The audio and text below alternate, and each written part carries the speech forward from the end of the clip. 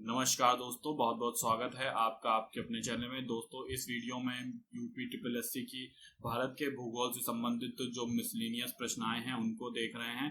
तो ये अंतिम भाग है, भाग 4। ठीक है, इससे पहले हम भाग 1 और भाग 2 और 3 को देख चुके हैं। तो चलिए शुरुआत करते हैं पहले प्रश्न के साथ।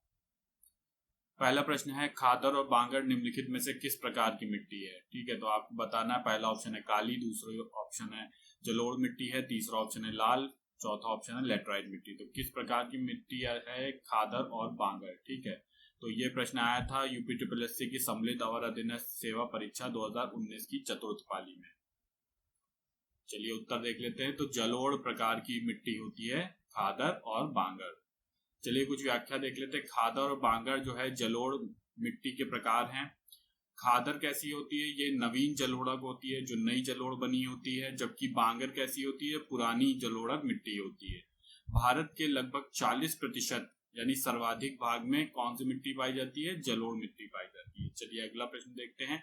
मरुस्थल क्षेत्रों में वायु अपर्दन होता है क्योंकि मिट्टी को पकड़े रहने के लिए कोई पेड़ पौधे नहीं होते हैं। शुष्क भूमि में यह होने का कारण है, आपको बताना है क्या कारण है शुष्क भूमि में वायु अपर्दन का।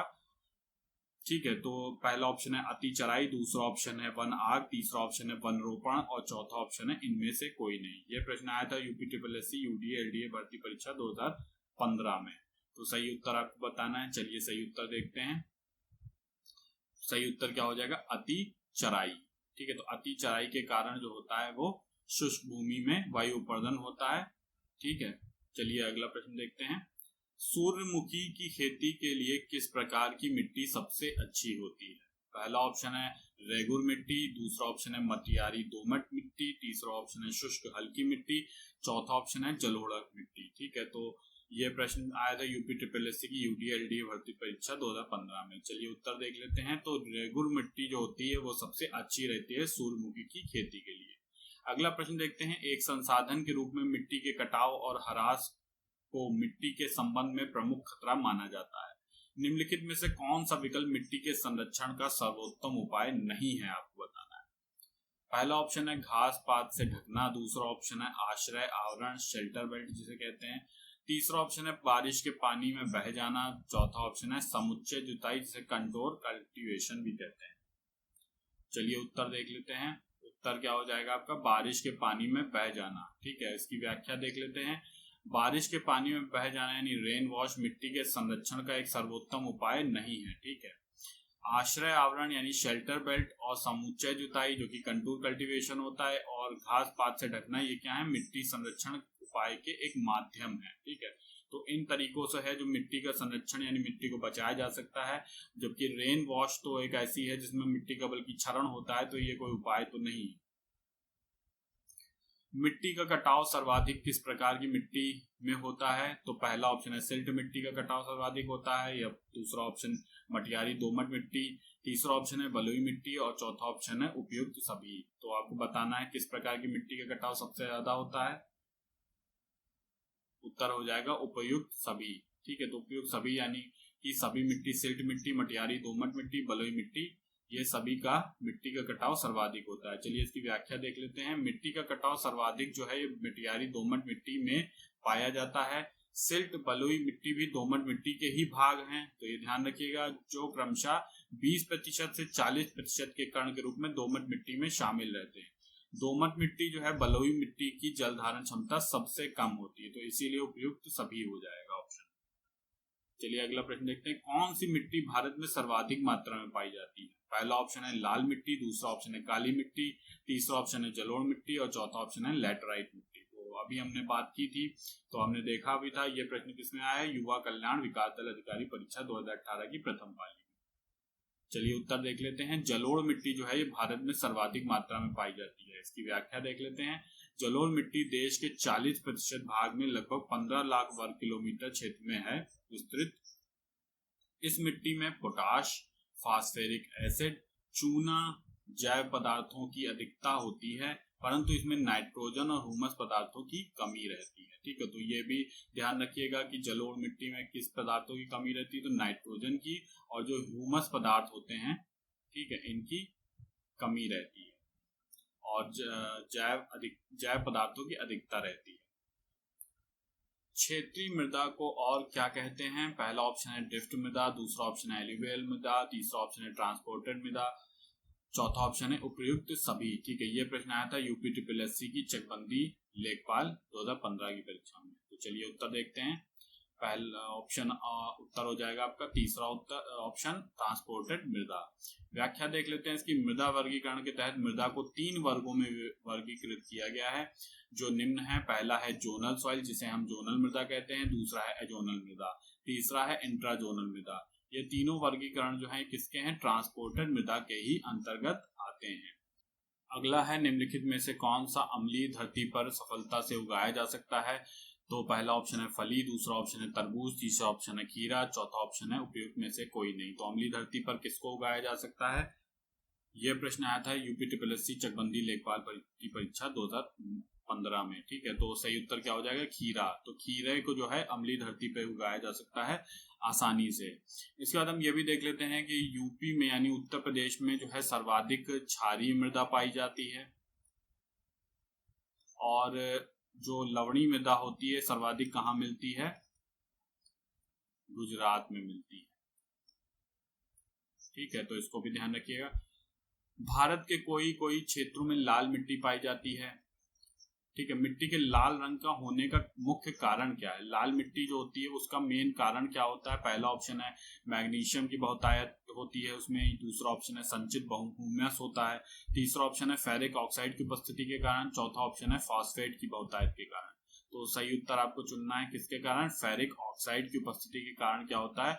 लाल मिट्टी का रंग लाल होता है। यह प्रश्न आया था यूपी SSC राजस्व निरीक्षक परीक्षा 2016 में। अगला प्रश्न देखते हैं। किस क्रांति से देश में विश्व का सबसे बड़ा दुग्ध उत्पादक देश बन गया? ठीक है, तो बहुत आसान प्रश्न है। पहला ऑप्शन है हरित, दूसरा श्वेत, तीसरा लाल, चौथा ऑप्शन है नीली। ठीक है, तो सही उत्तर क्या हो जाएगा? श्वेत क्रांति से ही जो है भारत जो है विश्व का सबसे बड़ा दूध उत्पादक देश बन गया।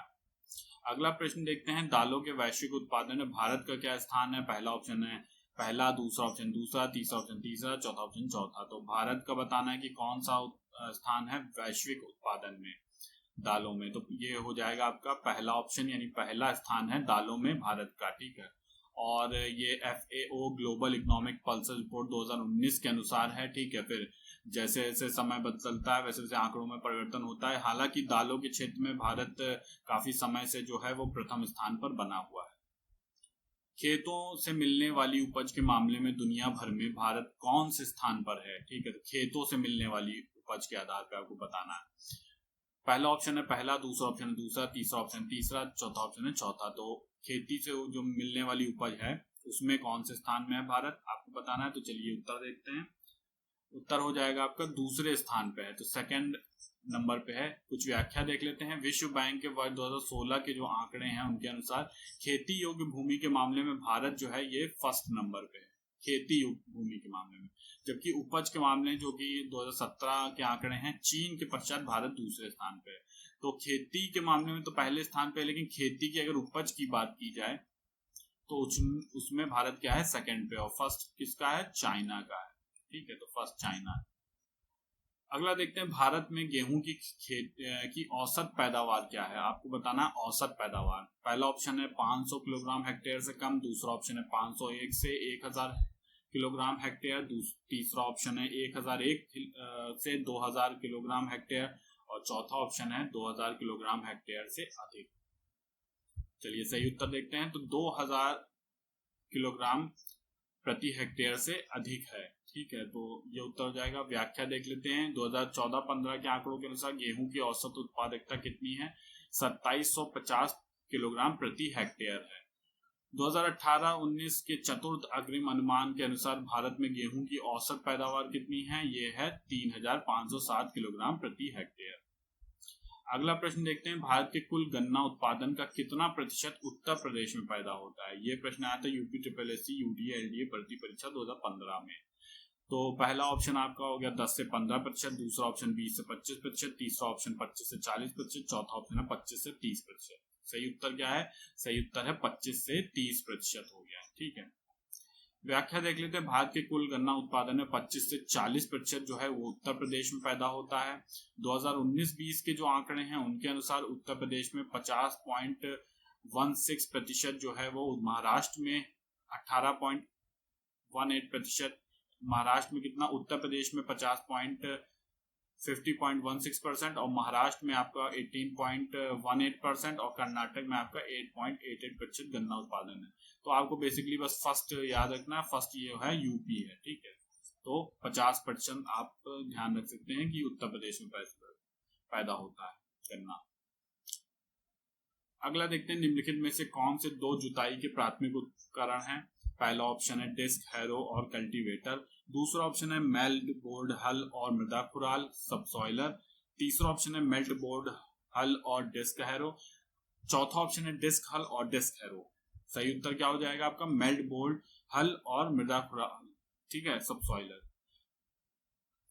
व्याख्या देख लेते हैं। जुताई के प्राथमिक उपकरण जो होते हैं उनमें कौन कौन से होते हैं। मेल्ट बोर्ड होता है, डिस्क हल होता है, रोटरी टिल्क होता है जिसे कल्टीवेटर भी कहते हैं, छेनी हल होता है और सबसॉइलर यानी मृदा खुदाल होता है। जो द्वितीयक उपकरण होते हैं, सेकेंडरी टीलेज उपकरण, उनमें आता है डिस्क हैरो, ठीक है। तो थोड़ा सा इसको भी ध्यान रख सकते हैं। अगला प्रश्न है, सिंचाई में जल प्रयोग की कुशल मितव्ययता के अनुसार कौन सी प्रणाली श्रेष्ठतर है।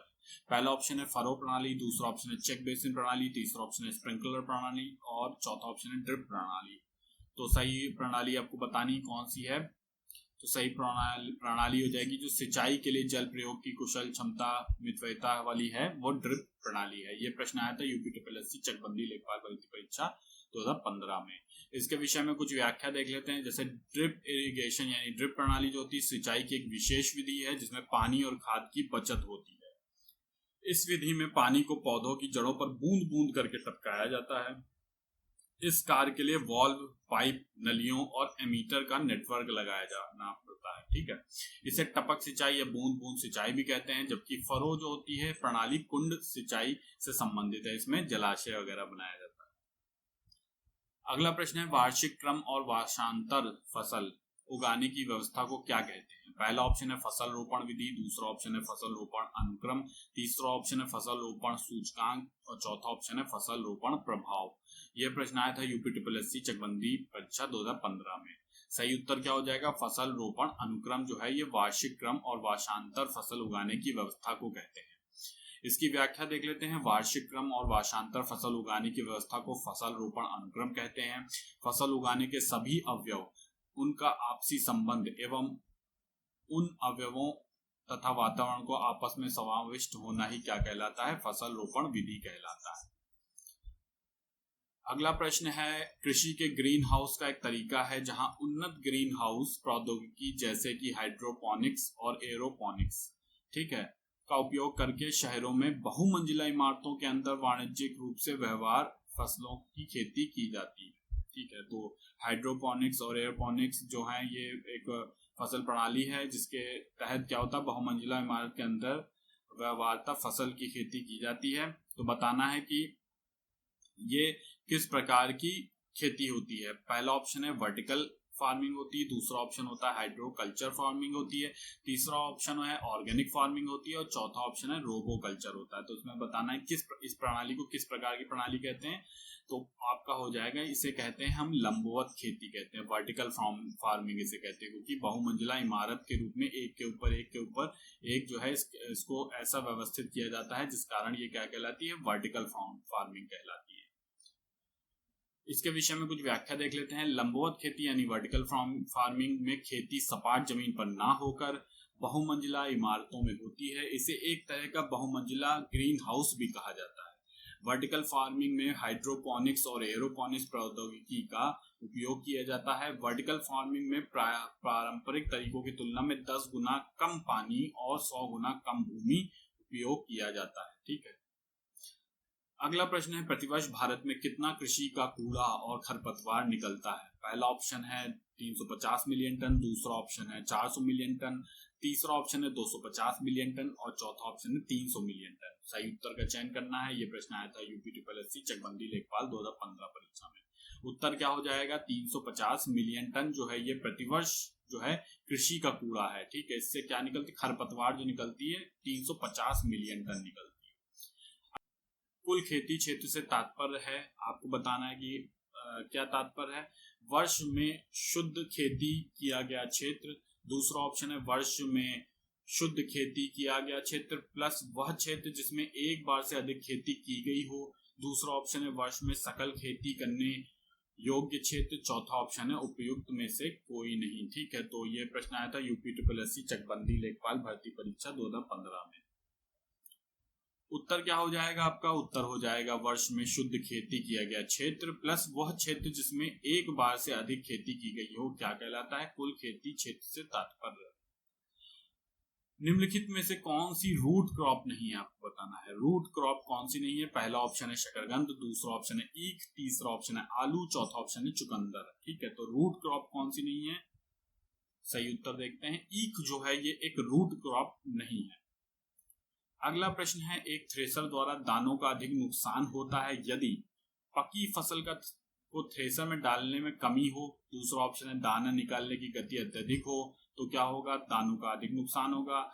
तीसरा ऑप्शन है इसकी गति अधिक हो। चौथा ऑप्शन है गति मंद हो। तो थ्रेसर की गति कैसी हो तब दानों को अधिक नुकसान होता है? तो सही उत्तर आपको बताना है कि दानों का अधिक नुकसान क्यों होता है थ्रेसर में।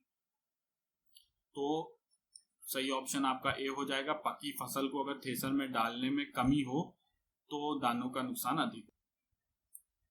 अगला प्रश्न है, फसल कटाई परीक्षण यानी क्रॉप कटिंग एक्सपेरिमेंट किस लिए किए जाते हैं? पहला ऑप्शन है उपज का अनुमान लगाने के लिए, दूसरा ऑप्शन है फसल के नुकसान का आकलन करने के लिए, तीसरा ऑप्शन है यह प्रदर्शित करने के लिए कि फसल की कटाई कितनी कुशलता से की जाती है, चौथा ऑप्शन है उपयुक्त में से कोई नहीं। सही उत्तर क्या हो जाएगा? उपज का अनुमान लगाने के लिए जो है क्रॉप कटिंग एक्सपेरिमेंट किए जाते हैं, उपज का अनुमान लगाने के लिए। अगला प्रश्न है, भारत में रजत क्रांति यानी सिल्वर रेवोल्यूशन किससे संबंधित है? पहला ऑप्शन है कपास का उत्पादन से, दूसरा ऑप्शन है स्वच्छ पेयजल का बोतलीकरण से, तीसरा ऑप्शन है चांदी का उत्खनन से, चौथा ऑप्शन है अंडा और चिकन के उत्पादन से। तो सिल्वर क्रांति जो है वो किससे संबंधित है? वो संबंधित है अंडा और चिकन के उत्पादन से, जिसे हम रजत क्रांति भी कहते हैं। ठीक है, तो ये भी इंपॉर्टेंट है। और इसके विषय में कुछ व्याख्या देख लेते हैं। भारत में रजत क्रांति अंडा और चिकन से संबंधित है। अन्य कृषि क्रांतियां देख लेते हैं, जैसे श्वेत क्रांति, ये भी बहुत पूछा जाता है, दुग्ध उत्पादन से संबंधित है। नीली क्रांति जो है मछली यानी मत्स्य उत्पादन से संबंधित है। भूरी क्रांति जो है ये आपके उर्वरक के उत्पादन से संबंधित है। गुलाबी क्रांति आपके झींगा के उत्पादन से संबंधित है। और लाल क्रांति किससे संबंधित है? टमाटर और मांस के उत्पादन से संबंधित है। ये क्रांतियां जरूर ध्यान रखिएगा, क्योंकि इस तरह की जो फसल क्रांतियां हैं ये अक्सर परीक्षाओं में पूछी जाती हैं, जिसमें रजत क्रांति, खासतौर से श्वेत क्रांति बहुत महत्वपूर्ण है, नीली क्रांति बहुत महत्वपूर्ण है, कोई भी पूछी जा सकती है। चलिए अगला प्रश्न देखते हैं, धान में भूसी का प्रतिशत अनुमानतः कितना होता है? पहला ऑप्शन है 20%, दूसरा ऑप्शन है 35%, तीसरा ऑप्शन है 10% और चौथा ऑप्शन है 15%। सही उत्तर बताना है आपको। सही उत्तर हो जाएगा आपका 20%, लेकिन अनुमानता 22% होता है। लेकिन चूंकि 22% यहाँ पे दिया नहीं है, इसलिए जो है 20% नजदीक है, इसलिए 20% चुनेंगे। अगर यहाँ पे 22% दिया होता तो आपका सही उत्तर 22% होता। ठीक है, तो धान में भूसी का प्रतिशत जो होता है वो कितना होता है? 22% होता है। अगला प्रश्न है, चावल के उन्नत बीजों के प्रति हेक्टेयर बीजारोपण दर होती है? पहला ऑप्शन है 25 किलोग्राम, दूसरा ऑप्शन है 30 किलोग्राम, तीसरा ऑप्शन है 10 किलोग्राम, चौथा ऑप्शन है 15 किलोग्राम। तो बताना है कि चावल के उन्नत बीज की प्रति हेक्टेयर बीजारोपण दर कितनी होती है। यह प्रश्न आया था यूपी SSC चकबंदी लेखपाल परीक्षा 2015 में। सही उत्तर क्या हो जाएगा? सही उत्तर होगा 15 किलोग्राम। चावल के उन्नत बीज प्रति हेक्टेयर बीजारोपण वैसे तो 15 से 20 किलोग्राम होती है, लेकिन यहाँ पे 15 किलोग्राम दिया है, इसलिए ये इसके सही उत्तर हो जाएगा। तो ये ध्यान रखना है कि चावल के उन्नत बीज के प्रति हेक्टेयर बीजारोपण दर कितनी होती है? 15 से 20 किलोग्राम होती है। अगला प्रश्न है, पूसा रसराज किसकी उन्नत किस्म है? पहला ऑप्शन है खरबूजा की, दूसरा ऑप्शन खीरा की, तीसरा ऑप्शन टमाटर की, चौथा ऑप्शन तरबूज की। सही उत्तर देखते हैं, पूसा रसराज जो है खरबूजे की जो है वो उन्नत किस्म है। कमाल पूसा रसराज, पूसा शरावती, पूसा मधुरस, हरा मधु, पंजाबी, सुनहरा आदि जो है खरबूजा की ही उन्नत किस्म है। तो ये अन्य किस्में भी हैं, इनको भी देख लीजिए, तो हो सकता है अगली बार परीक्षा में कुछ और पूछ लिया जाए।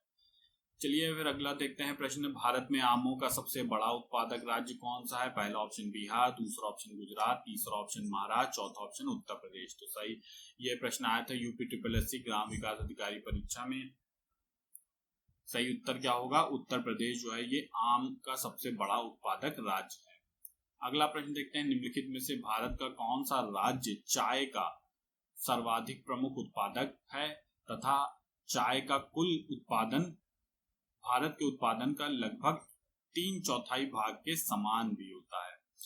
पहला ऑप्शन है असम और सिक्किम का, दूसरा ऑप्शन है असम और पश्चिम बंगाल का, तीसरा ऑप्शन है पश्चिम बंगाल और सिक्किम का, चौथा ऑप्शन मेघालय और पश्चिम बंगाल। कौन सा राज्य है जो चाय का सर्वाधिक प्रमुख उत्पादक है और साथ ही ये कुल चाय उत्पादन का 3/4 भाग के समान उत्पादन करते हैं? सही उत्तर क्या हो जाएगा? असम और पश्चिम बंगाल जो राज्य हैं ये जो है प्रमुख राज्य हैं चाय उत्पादक में।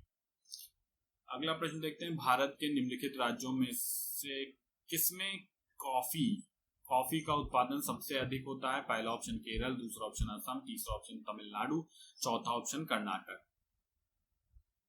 सही उत्तर क्या हो जाएगा? कर्नाटक हो जाएगा।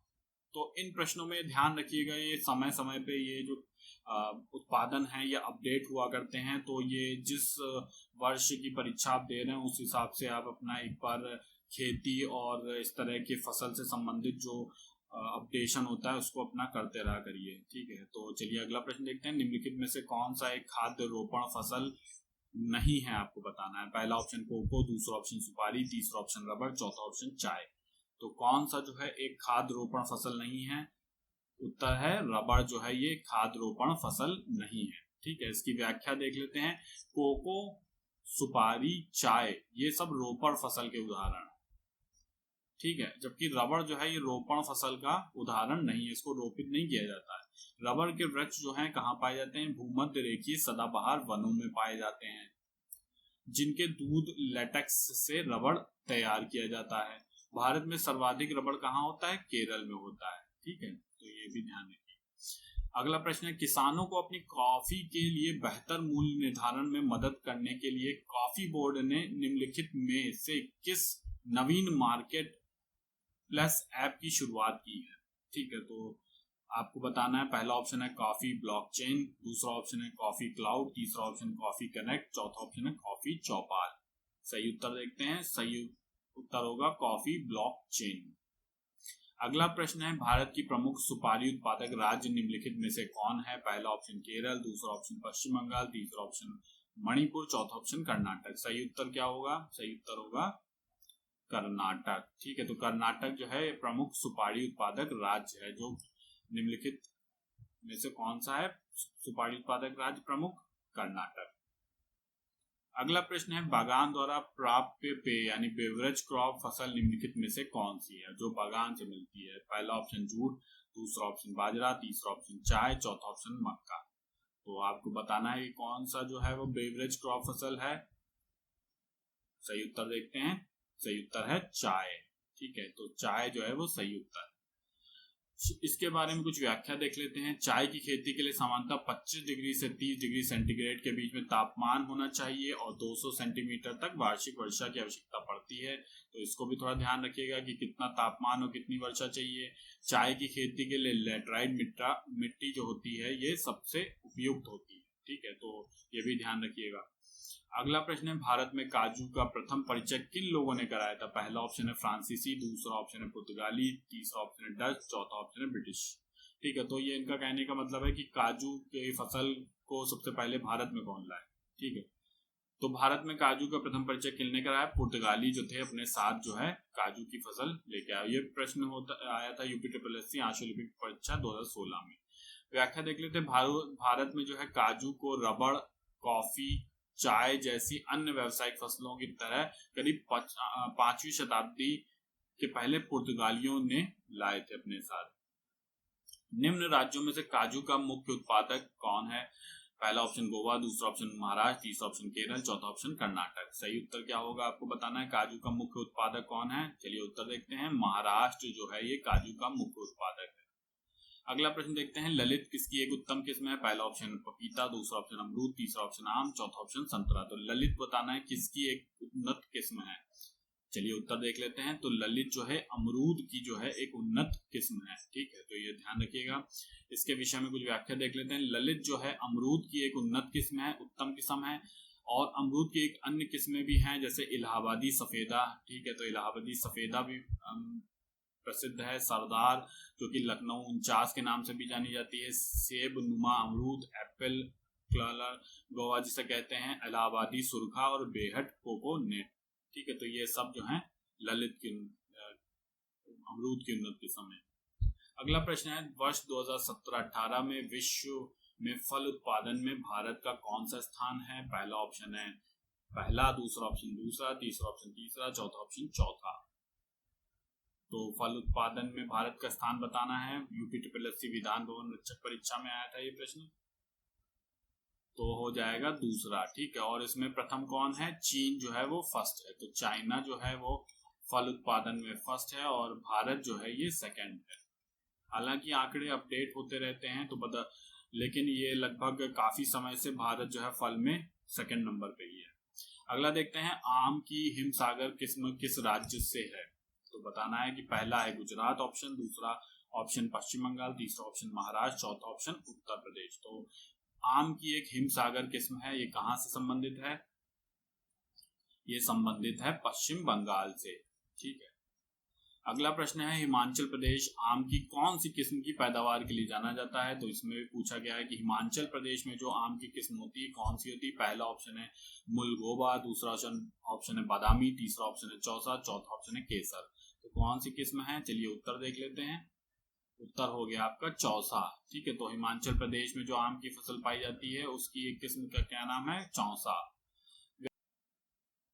भारत के विभिन्न राज्यों में आम की 50 से अधिक किस्मों की खेती की जाती है। हिमाचल प्रदेश में चौसा आम के उत्पादन के लिए प्रसिद्ध है। केसर आम की किस्म गुजरात में पाई जाती है। मुलगोबा जो है आम की प्रजाति तमिलनाडु में पाई जाती है। दक्षिण भारत के अन्य भागों में भी उगाया जाता है। बादामी जो है ये आपकी कहाँ पाई जाती है? कर्नाटक में पाई जाती है। तो ये भी ध्यान रखिए, चौसा जो है हिमाचल प्रदेश में हो गई, गुजरात जो है वो में पाई जाती है कौन सी? केसर। और तमिलनाडु में आम की कौन सी? मुलगोबा, ठीक है। और बादामी जो है कहाँ पाई जाती है? कर्नाटक में, ठीक है। तो हो सकता है अगली बार नई किस्म पूछ ले, तो ये भी थोड़ा सा ध्यान रखिए। अगला है, इंडियन ऑयल कॉर्पोरेशन की तेल रिफाइनरी उत्तर प्रदेश में कहां पर स्थित है? पहला ऑप्शन है इलाहाबाद, दूसरा ऑप्शन है कानपुर, तीसरा ऑप्शन है झांसी, चौथा ऑप्शन है मथुरा। तो बताना है इंडियन ऑयल कॉर्पोरेशन की तेल रिफाइनरी जो उत्तर प्रदेश में है वो कहां पे है? सही उत्तर क्या हो जाएगा? मथुरा, ठीक है। तो मथुरा में जो है वो इंडियन ऑयल कॉर्पोरेशन की यूपी में स्थित तेल रिफाइनरी है। अगला बताना है किस वर्ष में कोलकाता के पास हुगली नदी पर रिसड़ा में पहली जूट मिल स्थापित की गई थी? पहला ऑप्शन है 1847, दूसरा ऑप्शन है 1855, तीसरा ऑप्शन है 1879, चौथा ऑप्शन हो गया 1900। ये प्रश्न आया था यूपी ट्रिपल एससी की कनिष्ठ सहायक परीक्षा 2019 की द्वितीय पाली में। चलिए उत्तर देखते हैं। उत्तर हो जाएगा 1855। तो पहली जूट मिल जो थी वो स्थापित की गई थी 1855 में, ठीक है। और ये कहाँ स्थापित की गई थी? ये कोलकाता में स्थापित की गई थी, ध्यान रखना है। कोलकाता में स्थापित की गई थी, हुगली नदी के पास रिसड़ा में। चलिए अगला देखते हैं, दक्षिण भारत का मैनचेस्टर है कौन है? पहला ऑप्शन है कोयम्बटूर, दूसरा ऑप्शन है मदुराई, तीसरा ऑप्शन है बेंगलुरु, चौथा ऑप्शन है चेन्नई। तो दक्षिण भारत का मैनचेस्टर के नाम से किसे जाना जाता है? चलिए उत्तर देखते हैं। सही उत्तर हो जाएगा कोयम्बटूर, ठीक है। तो दक्षिण भारत का मैनचेस्टर कहलाता है कोयम्बटूर। यह प्रश्न आया था यूपी ट्रिपल एससी अधीनस्थ परीक्षा 2016 में। इसके विषय में कुछ व्याख्या देख लेते हैं। जो नीलगिरी का तराई क्षेत्र है कोयम्बटूर का क्षेत्र कहलाता है। तमिलनाडु राज्य का एक प्राचीन नगर है। वर्तमान में यह औद्योगिक नगरी के रूप में जाना जाता है। इसे अपने वस्त्र उद्योग यानी कपास उद्योग के कारण दक्षिण भारत का मैनचेस्टर भी कहा जाता है। तो कोयम्बटूर तमिलनाडु का क्या कहलाता है? ये कहलाता है दक्षिण भारत का मैनचेस्टर, ठीक है। कोयम्बटूर को दक्षिण भारत का मैनचेस्टर क्यों कहा जाता है? ठीक है, तो अभी हमने देखा, चलिए एक बार फिर से देख लेते हैं। इसके ऑटोमोबाइल उद्योग के कारण, दूसरा ऑप्शन है इसके कपास उद्योग के कारण, तीसरा ऑप्शन जूता उद्योग के कारण, चौथा ऑप्शन रबर उद्योग के कारण, ठीक है। तो ये प्रश्न आया था UP triple SC Vidhan Bhavan रक्षक परीक्षा 2016 में। उत्तर क्या हो जाएगा? उत्तर होगा इसके कपास उद्योग के कारण जो है ये कहलाता है दक्षिण भारत का मैनचेस्टर कौन? कोयम्बटूर। अगला देखते हैं किस शहर को स्टील सिटी ऑफ इंडिया के नाम से जाना जाता है। तो पहला ऑप्शन मुंबई, दूसरा ऑप्शन कोलकाता, तीसरा ऑप्शन कोच्चि और चौथा ऑप्शन है जमशेदपुर। ठीक है, तो स्टील सिटी ऑफ इंडिया कौन कहलाता है? उत्तर देखते हैं, जमशेदपुर जो है ये आपका कहलाता है स्टील सिटी ऑफ इंडिया। व्याख्या देख लेते हैं। झारखंड राज्य में स्थित है जमशेदपुर। जमशेदपुर को स्टील सिटी ऑफ इंडिया के नाम से जाना जाता है। जमशेदपुर जो है स्वर्ण रेखा और खरकई नदी के मध्य अवस्थित है। यह टाटा स्टील कारखाने स्थित हैं, इसी कारण जो है ये स्टील सिटी ऑफ इंडिया के भी नाम से जाना जाता है। मथुरा, डिगबोई, पानीपत में परिष्करण शालाएं हैं, ठीक है, रिफाइनरीज हैं, किसके द्वारा स्थापित की गई थी? ये प्रश्न आया था राजस्व लेखपाल परीक्षा 2015 में। तो किसके द्वारा स्थापित की गई? पहला ऑप्शन है इंडियन ऑयल कॉर्पोरेशन के द्वारा, दूसरा ऑप्शन है हिंदुस्तान पेट्रोलियम के द्वारा, HPCL से कहते हैं शॉर्ट फॉर्म में, फिर तीसरा ऑप्शन है भारत पेट्रोलियम द्वारा, ठीक है, BPCL द्वारा, या चौथा ऑप्शन है मद्रास रिफाइनरी लिमिटेड की क्रूड डिस्टिलेशन यूनिट द्वारा। तो सही उत्तर देख लेते हैं। सही उत्तर क्या हो जाएगा आपका? इंडियन ऑयल कॉर्पोरेशन लिमिटेड द्वारा जो है स्थापित की गई हैं मथुरा में और डिगबोई में और पानीपत में परिष्करण शालाएं। अगला प्रश्न देखते हैं। सूची 1 को सूची 2 से सुमेलित करना है। एक तरफ तेल शोधक कारखाने दिए गए हैं, दूसरी तरफ राज्य दिए गए हैं, तो आपको मिलान करना है इसमें। तातीपाका कहाँ पे है, कोयली कहाँ पे है, नागपट्टिनम कहाँ पे है, नुमालीगढ़ कहाँ पे है। तो सही उत्तर आपको मिलाना है। सही उत्तर क्या हो जाएगा? चलिए देखते हैं। सही उत्तर आपका हो जाएगा बी। ठीक है, तो आप इसको मिला के देख सकते हैं। तातीपाका कहाँ है? ये आपका हो गया आंध्र प्रदेश में। दूसरा फिर आपका कोयली कहाँ है? कोयली है गुजरात में। और उसके बाद है नागपट्टिनम कहाँ है? तमिलनाडु में है। उसके बाद नुमालीगढ़ कहाँ है? ये आसाम में है। ठीक है, तो ये इसका सही उत्तर हो जाएगा। चलिए एक बार व्याख्या में भी आसानी से देख लेते हैं। तेल शोधक कारखाना, ठीक है, तेल शोधक कारखाने हैं और राज्य है तातीपाका आंध्र प्रदेश, कोयली गुजरात, नागपट्टिनम तमिलनाडु, नुमालीगढ़ असम। ठीक है, तो ये सही उत्तर हो जाएगा। अगला देखते हैं, निम्न में से कौन सा स्थान जो है स्टील निर्माण से संबंधित नहीं है? आपको बताना है कि कौन सा स्टील निर्माण से संबंधित नहीं है। पहला ऑप्शन है जमशेदपुर झारखंड, दूसरा ऑप्शन है बर्नपुर पश्चिम बंगाल, तीसरा ऑप्शन है झरिया झारखंड, चौथा ऑप्शन है दुर्गापुर पश्चिम बंगाल। तो बताना है कि स्टील निर्माण से संबंधित नहीं है। तो अभी हम जमशेदपुर देख चुके हैं, तो ये तो होगा ऑप्शन। ठीक है, अगले आप देखिए एलिमिनेट कर दिया इसको, तो ये तो नहीं संबंधित है। अब इनमें से अन्य 3 में से बताइए कौन सा है। चलिए उत्तर देखते हैं। तो झरिया जो है झारखंड जो है किसके लिए? स्टील निर्माण के लिए संबंधित नहीं है। ठीक है, तो अन्य जो है यानी जमशेदपुर झारखंड, बर्नपुर पश्चिम बंगाल और दुर्गापुर पश्चिम बंगाल, ये सब जो है स्टील से संबंधित है। झारखंड का जो झरिया है वो काहे से संबंधित है? कोयले की खदानों से संबंधित है। कोयले की खदान जो है झारखंड के झरिया में पाई जाती है। यहाँ कोयला खनन होता है, जबकि जमशेदपुर में टाटा कंपनी द्वारा स्थापित स्टील निर्माण केंद्र है। बर्नपुर और दुर्गापुर में भी स्टील अथॉरिटी ऑफ इंडिया की स्टील कंपनियां स्थापित की गई हैं। अगला प्रश्न है, निम्नलिखित में से कौन सबसे प्रमुख वस्त्र निर्माण केंद्र के रूप में जाना जाता है? पहला ऑप्शन कर्नाटक, दूसरा ऑप्शन महाराष्ट्र, तीसरा ऑप्शन उड़ीसा, चौथा ऑप्शन आसाम। तो कौन सा है प्रमुख वस्त्र निर्माण केंद्र? सही उत्तर आपको चयनित करना है। ये प्रश्न आया था UPSSC राजस्व निरीक्षक परीक्षा 2016 में।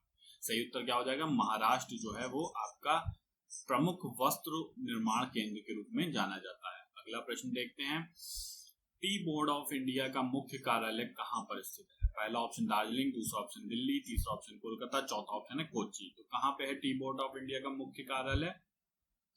सही उत्तर हो गया कोलकाता में है। ठीक है, तो दार्जिलिंग से कंफ्यूज मत होइएगा, कोलकाता इसका सही उत्तर होगा। टी बोर्ड ऑफ इंडिया कहाँ है? ये है कोलकाता में।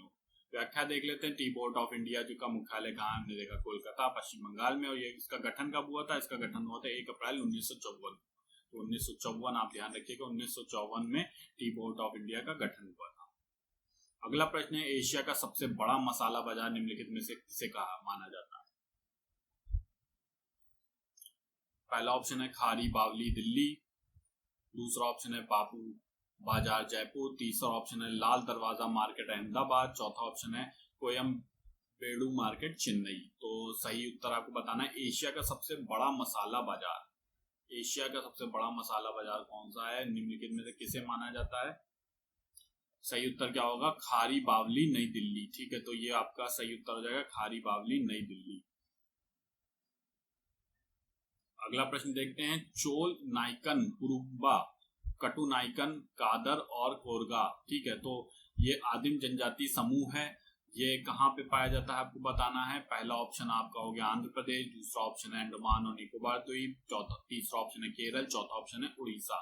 ठीक है, तो सही उत्तर क्या हो जाएगा, केरल में जो है ये पाया जाते हैं। चोल नाइकन, कुरुम्बा, कटुनाइकन, कादर और कोरगा जो आदिम जनजातियां हैं, कहाँ पाई जाती हैं, ये पाई जाती हैं केरल में। ठीक है, तो इनका नाम ध्यान कर रख लिए, एक बार और देख लीजिए। चोल नाइकन, ठीक है, तो चोल नाइकन चोल से जैसी लग रही संबंधित, कुरुम्बा, कटु नाइकन, कादर और कोरगा। ठीक है, ये कहाँ पाई जाती है, केरल में। अगला प्रश्न है भूटिया जनजाति जो अपनी पारंपरिक भव्यता, कला और पाक शैली के लिए व्यापक रूप से जानी जाती है, किस राज्य में पाई जाती है, कौन सी भूटिया। पहला ऑप्शन सिक्किम में, दूसरा ऑप्शन नागालैंड में, तीसरा ऑप्शन अरुणाचल प्रदेश में और चौथा ऑप्शन है त्रिपुरा में। सही उत्तर आपका क्या हो जाएगा, सही उत्तर आपको बताना है। सही उत्तर होगा सिक्किम में। ठीक है, तो यूपी ट्रिपल ने संशोधित उत्तर पत्रक में इस प्रश्न का विकल्प ए माना था, लेकिन जो सिक्किम के अलावा जो भूटिया जनजाति है ये आपकी अन्य जगह भी पाई जाती है। इसमें आपका त्रिपुरा भी शामिल है और पश्चिम बंगाल भी शामिल है। ठीक है, तो ये दोनों इसमें शामिल है। व्यावसायिक उपयोग के लिए सब्जियों, फूल और फल उगाने की क्रिया के लिए निम्नलिखित में से किस शब्द का उपयोग किया जाता है। पहला ऑप्शन है हॉर्टिकल्चर, दूसरा ऑप्शन हो गया अर्बोरिकल्चर, तीसरा ऑप्शन है पिसिकल्चर, चौथा ऑप्शन है वर्मी कल्चर। तो सही उत्तर आपको बताना है। व्यावसायिक उपयोग के लिए सब्जी, फूल और फल उगाने की क्रिया को बताना है कि आप कौन सा शब्द इस्तेमाल करते हैं। तो सही उत्तर देख लेते हैं। सही उत्तर हो गया आपका हॉर्टिकल्चर शब्द का इस्तेमाल करते हैं। व्याख्या देख लें। हॉर्टिकल्चर शब्द का प्रयोग व्यावसायिक उपयोग की जो सब्जियां हो गई, फल हो गए, फूल हो गए, इनको उगाने के लिए किया जाता है। पिसिकल्चर जो है ये मछली के उत्पादन के लिए किया जाता है। जो वर्मी कल्चर कृषि है इसका उत्पादन किसके लिए, केचुए पालने के लिए किया जाता है। अगला प्रश्न देखते हैं। चेचू कबीले के लोग जो हैं अधिकतम शिकार तथा जंगली उत्पादों की बिक्री पर निर्भर करते हैं। ये पाए जाते हैं, आपको बताना है चेंचू कबीले के लोग कहाँ पाए जाते हैं। पहला ऑप्शन है केरल, दूसरा ऑप्शन है अंडमान निकोबार द्वीप समूह, तीसरा ऑप्शन है आंध्र प्रदेश, चौथा ऑप्शन है त्रिपुरा। तो चेंचू कबीले के लोग कहाँ पाए जाते हैं जाति, तो सही उत्तर क्या हो जाएगा, आंध्र प्रदेश जो है में चेंचू कबीले के लोग पाए जाते हैं। ठीक है, चलिए इसकी व्याख्या देख लेते हैं। चेंचू जनजाति मूलतः आंध्र प्रदेश के नल्ला मल्ला पहाड़ी में पाई जाती है। इसका जीवन मुख्यतः शिकार और जंगली उत्पादों की बिक्री पर निर्भर होता है। इसका विस्तार कहाँ है, मूल रूप से कृष्णा नदी के आसपास। ठीक है, अगला देखते हैं। निम्नलिखित में से कौन सी जनजाति नीलगिरी पहाड़ियों में नहीं पाई जाती है, आपको बताना है। पहला ऑप्शन है टोडा, दूसरा ऑप्शन है कोटा, तीसरा ऑप्शन है कुरुम्बा, चौथा ऑप्शन हो गया मोग। तो सही उत्तर आपका क्या हो जाएगा, चलिए देखते हैं। नीलगिरी की पहाड़ियों में कौन सी नहीं पाई जाती है, मोग जो है ये नहीं पाई जाती है। तो इसका व्याख्या है टोडा, कोटा, कुरुम्बा जो है ये नीलगिरी की पहाड़ियों पर निवास करने वाली प्रमुख जनजाति है। मोग कहाँ पाई जाती है, ये पाई जाती है त्रिपुरा में। ठीक है, तो त्रिपुरा में पाई जाती है मोग जनजाति। अगला प्रश्न है बस्तर एक आदिवासी जिला है, किस राज्य में है। पहला ऑप्शन है मध्य प्रदेश, दूसरा ऑप्शन है छत्तीसगढ़, तीसरा ऑप्शन है झारखंड, चौथा ऑप्शन है उड़ीसा। तो बस्तर जो है एक आदिवासी जिला है, कहां पर है आपको बताना है। उत्तर हो गया आपका छत्तीसगढ़। ठीक है, तो छत्तीसगढ़ में आदिवासी जिला बस्तर है। निम्नलिखित में से किस उत्पाद को एग मार्क, ठीक है, के प्रमाणीकरण की आवश्यकता होती है। पहला ऑप्शन सोना, दूसरा ऑप्शन कोल्ड ड्रिंक, तीसरा ऑप्शन दलहन, चौथा ऑप्शन है इत्र। तो किसके लिए एग मार्क की आवश्यकता होती है, एग मार्क सर्टिफिकेशन की आवश्यकता किस उत्पाद के लिए होती है, चलिए उत्तर देखते हैं। तो दलहन के लिए जो है जरूरत होती है एग मार्क की। कृषि पदार्थ जो है की गुणवत्ता और शुद्धता के प्रतीक के रूप में एग मार्क जाना जाता है। तो एग मार्क उन सभी के लिए है जो कृषि पदार्थ हैं, इनका सर्टिफिकेशन है। इससे क्या पता चलता है, हमें गुणवत्ता और शुद्धता का पता चलता है। यह चिन्ह कृषि उत्पादों गेहूं का आटा, मैदा, सब्जी, सूजी, दलहन, पिसे मसाले, घी, मक्खन, खाद्य तेल, शहद, फल, अंडे आदि पर शुद्धता हेतु लगाया जाता है। तो एग मार्क से हमें क्या पता चलता है, जो प्रोडक्ट है उसकी गुणवत्ता और शुद्धता पता चलती है। अगला प्रश्न है आपतानी जो जनजाति है निम्न में से किस राज्य की मूल निवासी है। पहला ऑप्शन नागालैंड, दूसरा ऑप्शन अरुणाचल प्रदेश, तीसरा ऑप्शन झारखंड, चौथा ऑप्शन छत्तीसगढ़। तो कहाँ के पाई जाती है आपतानी, ये पाई जाती है अरुणाचल प्रदेश में। चलिए इसका व्याख्या देख लेते हैं। अपतानी जनजाति अरुणाचल प्रदेश की मूल निवासी है। नागालैंड में अंगामी पाई जाती है, तो इससे कंफ्यूज ना होइएगा, अंगामी अलग है, अपतानी अलग है। झारखंड में जो पाई जाती है संथाल, मुंडा, उरांव और हो जनजातियां, ठीक है, तो हो जनजातियां ये सब पाई जाती हैं झारखंड में। अगला प्रश्न है अंगामी वे जनजाति है जो रहती है, अभी हमने देखा, तो चलिए फिर से देख लेते हैं। पहला ऑप्शन अंडमान व निकोबार, दूसरा ऑप्शन मिजोरम, तीसरा ऑप्शन नागालैंड, चौथा ऑप्शन है राजस्थान। तो अंगामी कहाँ रहती है जनजाति? नागालैंड में, ठीक है। तो नागालैंड में कौन सी जनजाति पाई जाती है? अंगामी। कुछ व्याख्या देख लेते हैं। केंद्रीय जनजाति कार्य मंत्रालय की जो रिपोर्ट है 2019-20 उसमें के अनुसार जो है नागालैंड में 5 जनजातियां नागा, कचारी, गारो, कुकी और मिकिर निवास करती हैं, ठीक है। तो ये जो है 5 जनजातियां नागालैंड में, जबकि नागालैंड अगर आप राज्य की वेबसाइट देखेंगे, जो आप इनकी वेबसाइट खोलेंगे तो उसमें बताया गया है कि नागालैंड में निवास करने वाली 16 जनजातियां हैं, ठीक है। भारत में कौन सा आदिवासी समुदाय अधिकतर उदयपुर में सिरोही की अरावली पर्वतमाला में पाया जाता है? पहला ऑप्शन गोंड, दूसरा ऑप्शन कोंडव, तीसरा ऑप्शन भील, चौथा ऑप्शन टोटो। तो कौन सा पाया जाता है आदिवासी समुदाय उदयपुर के सिरोही अरावली पर्वतमाला में? सही उत्तर क्या हो जाएगा? भील। भील न केवल राजस्थान बल्कि मध्य प्रदेश, छत्तीसगढ़, गुजरात, महाराष्ट्र आदि राज्यों में भी पाए जाते हैं, ठीक है। तो भील जो है ये आपका अधिकांश मात्रा में उदयपुर के सिरोही अरावली पर्वतमाला में पाए जाते हैं। अगला प्रश्न है कौन सी जनजाति पश्चिम बंगाल की प्रमुख जनजातियों है और ज्यादातर बाकुंडा, पुरुलिया जिलों में पाई जाती है, ठीक है। तो कहाँ पे आपको बताना है कि कौन सी है? पहला ऑप्शन मुंडा, दूसरा चेंचू, तीसरा संथाल, चौथा जंगल, ठीक है। तो पश्चिम बंगाल की प्रमुख जनजाति है जो ज्यादातर बाकुंडा, पुरुलिया जिलों में पाई जाती है।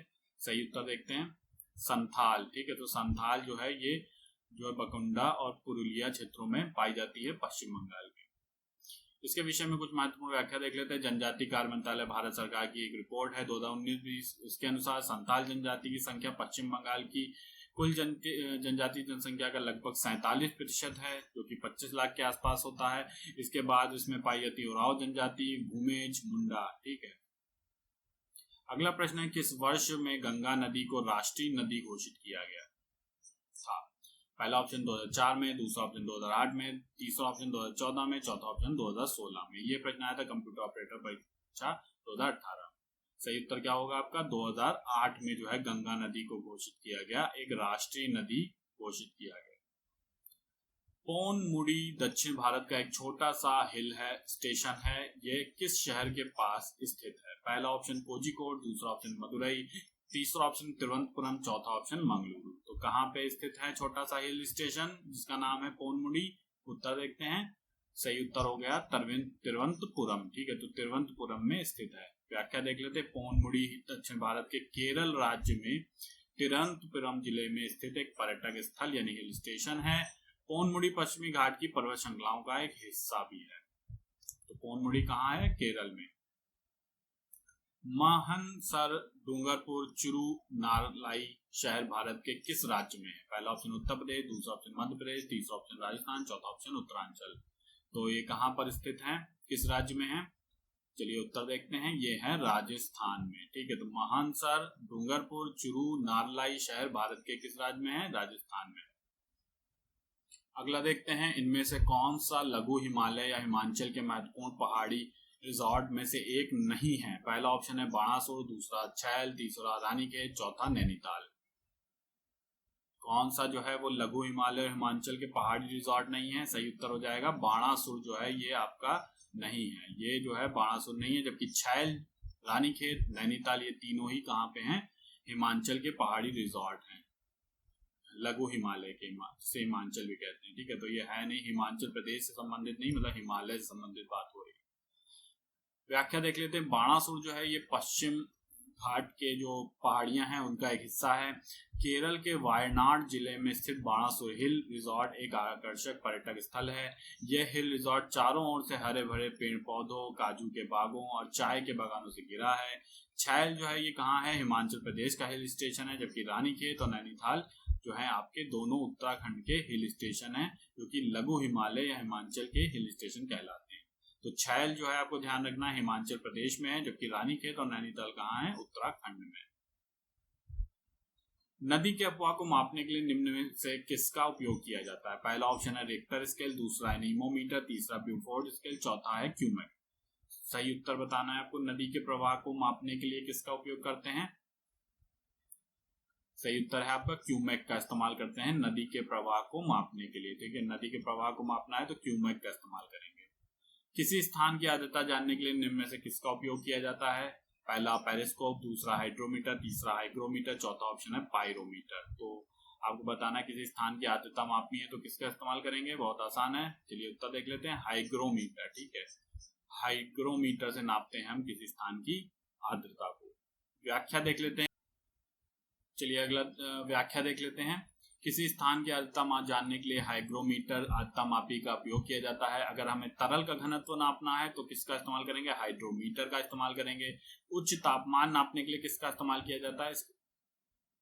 उच्च तापमान नापने के लिए पायरोमीटर का उपयोग किया जाता है। ठीक है, तो इसको ध्यान रखिएगा, तरल घनत्व का नापना है तो हाइड्रोमीटर और उच्च तापमान नापना है तो पायरोमीटर।